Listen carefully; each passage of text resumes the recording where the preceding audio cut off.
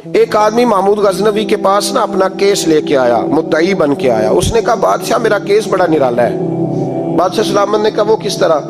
کہنے لگا یہ میرے پاس ایک تھیلی ہے، میں نہ سفر پہ جانے لگا تو یہ تھیلی پوری ہیروں کی بھری ہوئی. فلاں علاقے کے جو قاضی صاحب ہے نا، میں جاتی دفعہ میں کہیں سفر پہ جا رہا تھا تو میں ان کے پاس چھوڑ گیا کہ رستہ لمبا ہے، کہیں کو مجھ سے چھین نہ لے، ہیروں کی بھری ہوئی.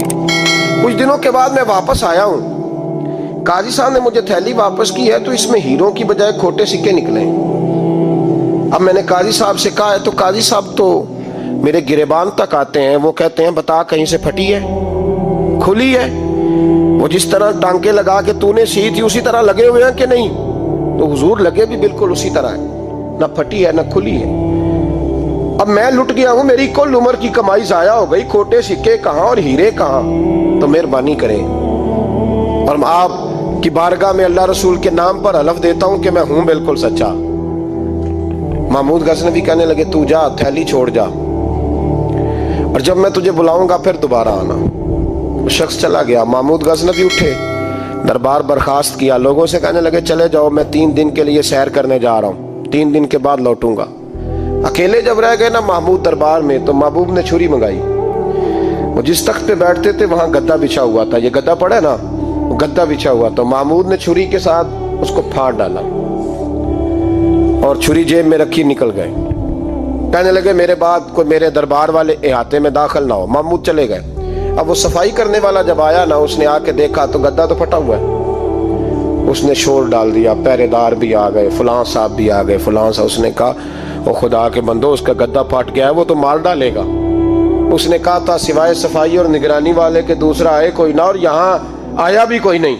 پہلے دن ہی پھٹا ہوا ہے تو لٹکا دے گا سب کو، کیا کریں؟ شور ہو گیا، سارے دربار کے ملازمین اکٹھے ہو گئے. ایک بندہ بولا، کہنے لگا فکر نہ کرو، میں کیسے بندے کو جانتا ہوں، اس طرح سیے گا کہ جس نے پھاڑا ہوگا اسے بھی پتہ نہیں چلے گا کہاں سے پھٹا تھا. ایسا بہترین رفو کرے گا کہ پتہ بھی. اس نے کہا یار ہم سارے 1 مہینے کی تنخواہ دیتے ہیں، تو بندہ بلا. وہ بلا لیا اس کو، اس کا نام محمد رفو گر تھا. وہ آیا، اس کو گدا دکھایا، اس کا یار اس طرح سینہ پتہ نہ چلے. اس نے کہا فکر ہی نہ کرو، میں بڑا کاریگر ہوں. بڑے بڑے کاریگر لوگ نہیں ہمارے ملک میں پائے جاتے، کوئی نشان چھوڑتے ہیں پیچھے بڑے. احمد رفو گر کہنے لگا اس طرح سیوں گا کہ پھاڑنے والے کو بھی پتہ نہیں. ان کا پیسے لے یار تو سی دے. اس نے سی دی، اگلے شام ہی لا کے بچھا دیا گدا. تیسرے دن بادشاہ سلامت آئے، آ کے پہلی نظر گدے پہ ڈالی. اس نے بلایا سب ملازمین کو، کہا کس نے سیا ہے؟ کہا جناب کیا ہوا؟ کہا یہ پھٹا ہوا تھا. کس نے؟ کہا نہیں پھٹا ہی نہیں. وہ کہنے لگے بنو بات، میں خود پھاڑ کے گیا تھا، تو بتاؤ صحیح سیا کس نے ہے؟ کہا جناب آپ پھاڑ کے گئے تھے تو بتایا کیوں نہیں؟ فرمانے لگے اسی لیے تو بتایا نہیں تھا کہ تم خود تحقیق کر لو، بلاؤ بتاؤ سیا کس نے. تو بلا لیا، احمد رفو گر آ گیا.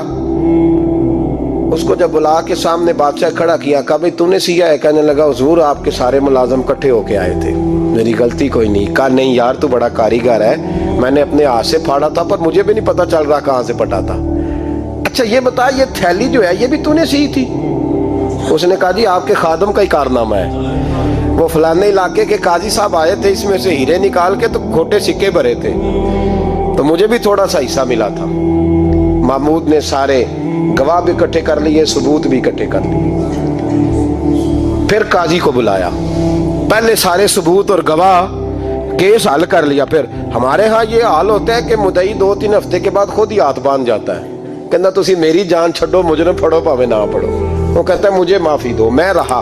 ظلم ہے نا، ظلم زیادتی ہے کہ جو بیچارہ اتنے سوال مجرم سے نہیں ہوتے جتنے مدعی سے ہوتے. آپ یقین کریں اتنے سوالات ہوتے. سارے ثبوت اکٹھے کر کے قاضی صاحب کو بلایا، تنہائی میں لے جا کے.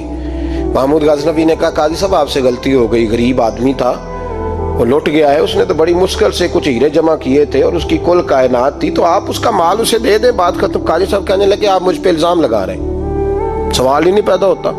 آپ میری داڑھی دیکھیں، آپ میرا اعزاز دیکھیں، دنیا جانتی ہے میں اس کا. قاضی صاحب انسان بھول ہی جاتا ہے، بندہ